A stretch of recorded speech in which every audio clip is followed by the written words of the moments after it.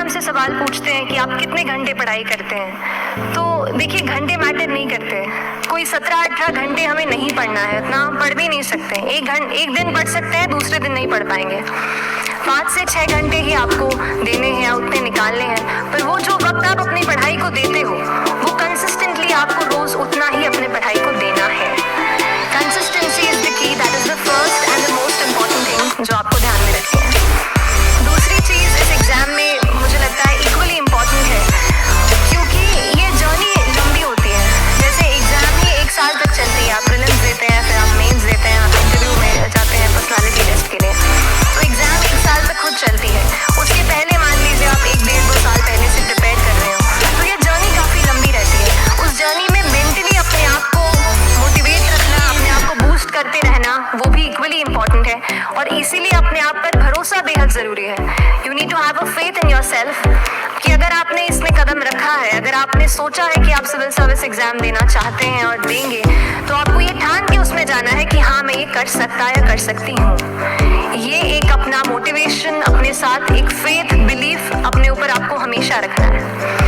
Coming to preparation की कैसे तैयारी करनी है, बहुत सारी बातें आप सुन चुके हैं कि आंसर राइटिंग में कैसे करना होता है, आंसर राइटिंग का स्ट्रक्चर कैसा होना चाहिए। तो मैं शुरू में सबसे पहले ये कहूँगी कि मेरे प्रिपरेशन का बेस 2 चीज़ें रहीं। पहला था करंट अफेयर्स। करंट अफेयर्स इसलिए मैंने उसी से शुरुआत की क्योंकि करंट अफेयर्स सबसे इंटरेस्टिंग पार्ट होता है।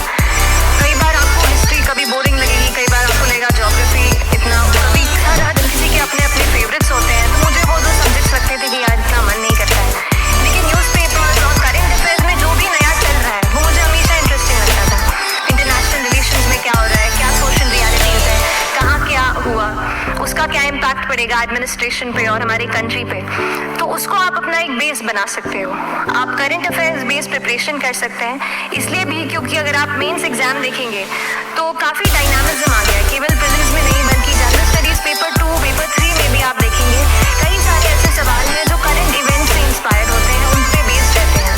तो जब आप न्यूज़पेपर बेस्ड, करंट बेस्ड पढ़ाई करते हैं तो वो आपका प्रिपरेशन वहाँ से भी कवर हो सकता है। दूसरी जो चीज़ मैंने जिस पे बहुत फोकस किया वो थी आंसर राइटिंग।